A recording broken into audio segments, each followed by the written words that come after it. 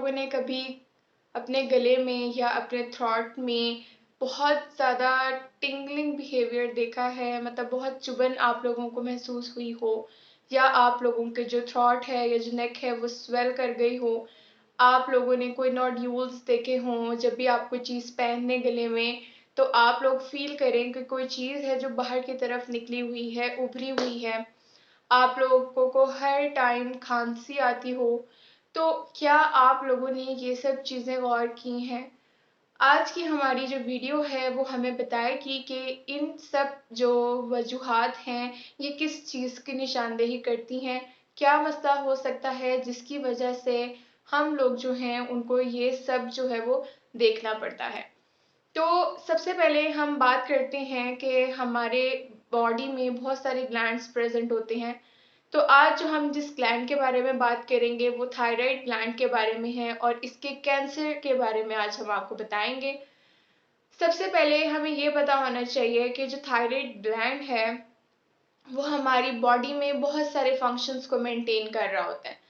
हमारी temperature regulation में help out कर रहा है, हमारे वेट को मेंटेन कर रहा होता है, ब्लड प्रेशर रेगुलेशन, ये सब जो काम है ये हमारे थायराइड ग्लैंड का है। अगर थायराइड ग्लैंड में कोई भी मसला आ गया है, कोई भी इन्फेक्शन हो गया है, तो ये हमारे कैंसर की तरफ ले जाता है। चूँकि थायराइड ग्लैंड जो है वो नेक के अंदर प्रेजेंट होता है और बहुत सारा बॉडी के फंक्शंस को मेंटेन कर रहा है, तो ये हार्मोन्स भी रिलीज करता है। वो हार्मोन्स जो थायराइड ग्लैंड रिलीज कर रहा होता है वो सब जो है वो रोल प्ले करते हैं अपना इसकी रेगुलेशन के अंदर, जो बॉडी के जितने भी फंक्शंस हैं उसको मेंटेन करने में। हमारे पास बहुत सारे हार्मोन्स होते हैं बॉडी में। अगर इन हार्मोन्स की बहुत ज़्यादा प्रोडक्शन हो गई है या बहुत कम प्रोडक्शन हो गई है, तो इनके जो हमारे पास चीज़ें आती हैं या कॉम्प्लिकेशंस आती हैं वो डिफरेंट हो सकती हैं। अगर हमारे पास जो हार्मोन्स की सिक्रीशन है वो बहुत ज़्यादा इंक्रीज प्रोड्यूस हो रही हैं, तो हमारा थायराइड ग्लैंड इफेक्ट हो सकता है और जो थायराइड ग्लैंड है वो कैंसर की तरफ चला जाता है। जो थायराइड कैंसर होता है वो 3 तरह के होता है। सबसे पहले हमारे पास पेपिलरी आ जाता है, सेकंड हमारे पास मेडुलरी कैंसर है और थर्ड हमारे पास एनाप्लास्टिक कैंसर आ जाता है थायराइड ग्लैंड्स का। और फोर हमारे पास लिम्फोमा है जो कि बहुत रेयर है और बहुत डिफिकल्ट है ट्रीट करने में। अब हम बात करते हैं कि जो हमारे पास थायराइड ग्लैंड का कैंसर है वो देखा गया है कि यंगर वंस में बहुत ज़्यादा है as compared to the adult. Younger ones में इसको इस वजह से देखा गया है क्योंकि हार्मोन्स की प्रोडक्शन जो है वो बहुत ज़्यादा हो रही है, जिसकी वजह से जो बॉडी का मेटाबॉलिज्म है वो कंट्रोल नहीं हो पा रहा है और जो लिम्फ नोड्स हैं वो स्वेल कर गए हैं बॉडी में इन्फेक्शन की वजह से।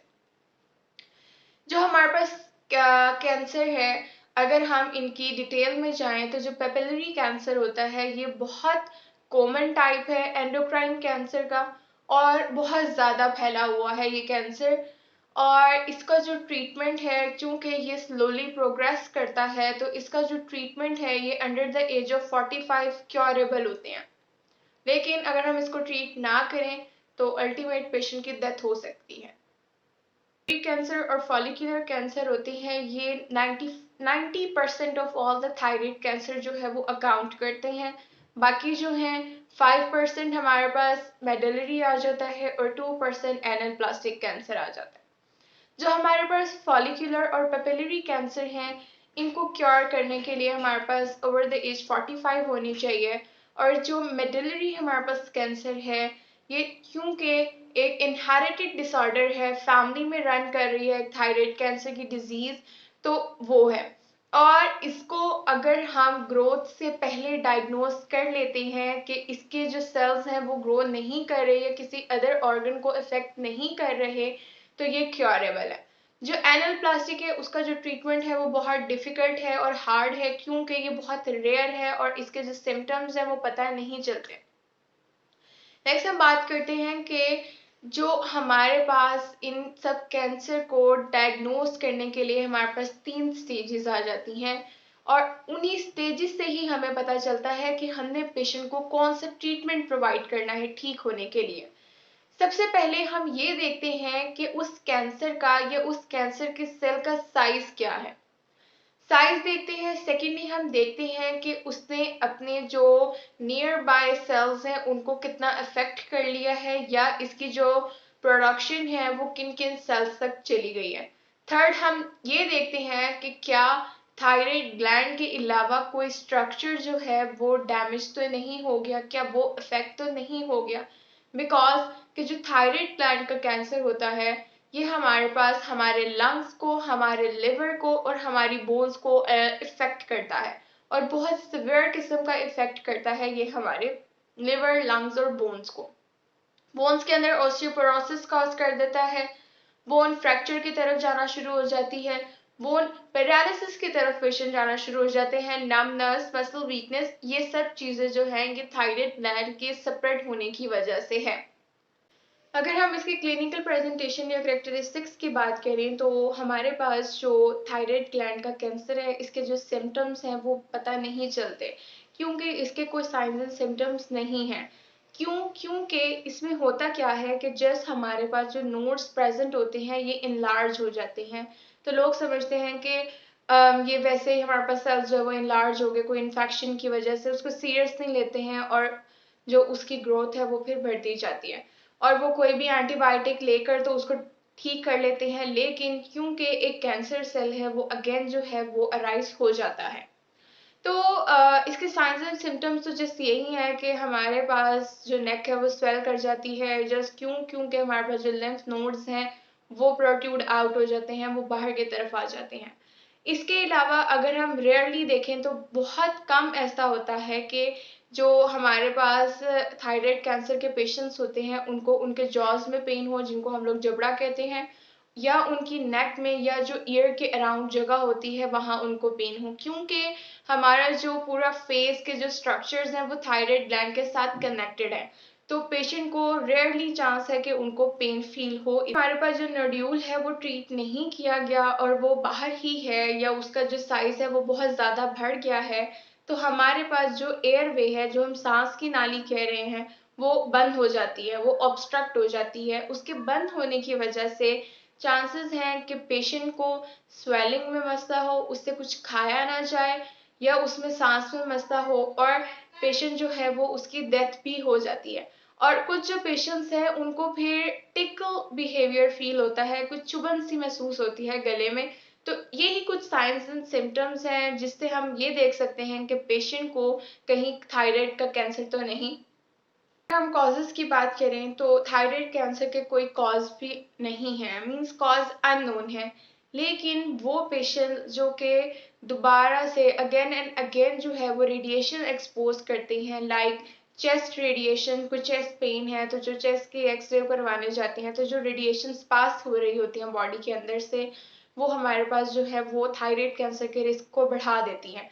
इसके अलावा जो हमारे पास डेंटल एक्सरेज हैं उनका कोई इफेक्ट नहीं है हमारे थायराइड कैंसर के साथ। लेकिन हाई रेडिएशन जो हम ले रहे हैं या हम आयोडीन थेरेपी बहुत ज़्यादा ले रहे हैं और कीमोथेरेपी, ये जो चीज़ें हैं ये हमारे पास थायराइड कैंसर के रिस्क को बढ़ा देती हैं।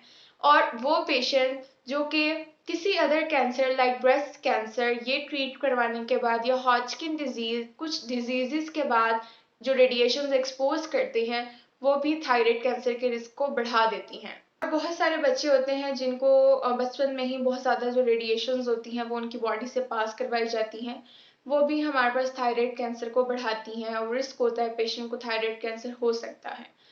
तो अब हम बात करते हैं कि मैंने आपको बताया कि जो थायराइड ग्लैंड है उसका जो कैंसर है वो स्प्रेड हो सकता है हमारे लंग्स में, लिवर में और बोन्स में। बोन्स में तो पैरालिसिस कॉज कर रहा है, बोन फ्रैक्चर हो सकती है, वीकनेस हो सकता है, पैरालिसिस हो सकता है। लिवर में क्या कॉज कर रहा है कि शुरू में तो हमें कोई साइंस एंड सिम्टम्स नज़र नहीं आते हैं, लेकिन बाद में पेशेंट को बहुत टायर्डनेस फील होती है, बहुत वीकनेस फील होती है, उसको नोजिया, वॉमिटिंग, ये सब चीज़ें होती हैं और मोस्ट इम्पॉर्टेंट पेशेंट की जो स्किन है वो येलोइश कलर की होना शुरू हो जाती है, जिसको हम जॉन्डिस कहते हैं। तो लिवर में अगर स्प्रेड कर गया है हमारे पास कैंसर तो ये साइंस एंड सिम्टम्स देखे जाते हैं। लंग्स में अगर हमारे पास जो थायराइड कैंसर है वो स्प्रेड हो गया है तो shortness of breath, weakness, patient का जो वेट है वो लॉस होना शुरू हो जाता है, और जब वो खांसी करता है तो खून की खांसियाँ उसको आती हैं। तो ये सब जो है, ये हमारे पास इलामात हैं थायराइड कैंसर की, कि वो हमारे पास स्प्रेड हो गई है हमारे लिवर में, लंग्स में और बोन्स में। अब हम बात करते हैं इसके ट्रीटमेंट की। तो हमारे पास सबसे जो मोस्ट इम्पॉर्टेंट आ जाती है वो सर्जरी है। सर्जरी में क्या होता है कि अगर तो हमारा कैंसर जब लंग्स में स्प्रेड हो गया है, तो हमारे जो लंग्स है वो बहुत सारे सेगमेंट से मिलकर बना होता है, और अगर उसमें से कोई भी सेगमेंट जो है वो इफेक्टेड है, तो हम सर्जरी के थ्रू उस लोब को निकाल देते हैं। और अगर हमने देखा हो कि हमारा जो कैंसर है वो जिस थायराइड ग्लैंड में ही प्रेजेंट है, तो हम थायराइड ग्लैंड को रिमूव कर देते हैं, या उस लिम्फ नोड को जहां पर कैंसर प्रेजेंट है या कैंसर सेल प्रेजेंट है, और वो नोड जो कि स्वेल करके बाहर आ गया है, हम उसको सर्जरी के थ्रू रिमूव कर देते हैं। इसके अलावा हमारे पास रेडियो एक्टिव थेरेपी होती है, कीमोथेरेपी हम पेशेंट को देते हैं, और कुछ मेडिकेशंस भी हम उसको देते हैं ताकि वो ठीक हो सके। तो मोस्ट इम्पॉर्टेंट, और रिसर्च ने जो बताया है कि हमारे पास जो करंटली बेस्ट ट्रीटमेंट है इसको ट्रीट करने का, वो फिजिकल थेरेपी है। कि आफ्टर द ट्रीटमेंट जो हमारे पास थिंग आ जाती है वो फिजिकल थेरेपी है, और बहुत बेस्ट एविडेंस है रिसर्च के मुताबिक। तो फिजिकल थेरेपिस्ट एक कैंसर पेशेंट को ट्रीटमेंट के बाद क्या फैसिलिटेशन प्रोवाइड करता है, वो अब हम बताते हैं। कि जो फिजिकल थेरेपिस्ट होता है उसका काम है कि वो उसकी क्वालिटी ऑफ लाइफ को इन्हांस करे, उसकी रेंज को कंप्लीट करे, मतलब उसके पोस्चर को ठीक करे। लेकिन एक कैंसर पेशेंट है, उसकी कीमोथेरेपी हुई है, उसकी हमारे पास थायराइड ग्लैंड रिमूव हुआ है। तो जब भी थायराइड ग्लैंड रिमूव होता है तो जो नेक की मोशन है, जो नेक की मूवमेंट है वो कम हो जाती है। नेक की मूवमेंट कम हो गई है, पेशेंट डिफिकल्टी फील कर रहा है मूवमेंट करने में, कोई भी चीज कोई भी काम करने में, वो अपनी गर्दन नहीं हिला पा रहा। तो जो फिजिकल थेरेपिस्ट होता है वो एक्सरसाइजेस के through after the treatment for the cancer, वो उसको बताता है कि वो उसकी नेक को फ्लेक्सिबिलिटी कैसे प्रोवाइड कर सकता है, उसके मसल्स को स्ट्रेंथ कैसे प्रोवाइड कर सकता है, उसकी लाइफ क्वालिटी ऑफ लाइफ को कैसे इन्हांस कर सकता है, उसकी एंड्योरेंस को कैसे ठीक कर सकता है।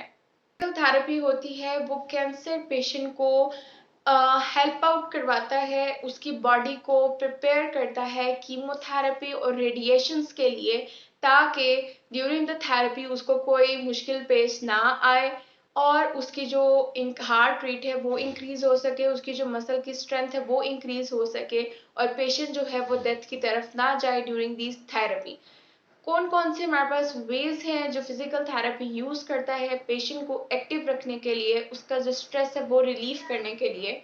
फिजिकल एक्टिविटीज को इम्प्रूव करवाता है, हमारी सर्कुलेशन को इम्प्रूव करवाता है, ताकि जो ब्लड फ्लो है वो हमारी बॉडी में थ्रू आउट अच्छा रन कर सके।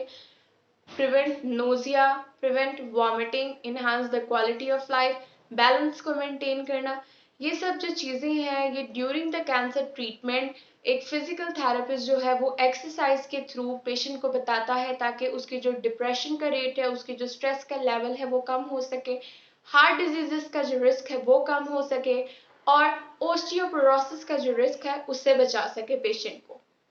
लैक ऑफ एक्सरसाइज जो है वो मसल वीकनेस कॉज कर देता है, पेशेंट जो है वो डिप्रेशन में जाना शुरू हो जाता है ट्रीटमेंट के दौरान, उसकी जो भी एक्टिविटीज़ हैं वो कम होना शुरू हो जाती हैं, पेशेंट बिल्कुल ही बेड रिडन हो जाता है, और फिर पेशेंट जो है वो डेथ की तरफ चला जाता है। तो during the cancer treatment exercise जो है वो बहुत इंपॉर्टेंट है, ताकि पेशेंट जो है वो अपनी लाइफ में रहे, अपनी फिजिकल एक्टिविटीज़ में रहे, और उसको कोई अदर कॉम्प्लिकेशंस जो हैं वो पेश ना आए। Thank you.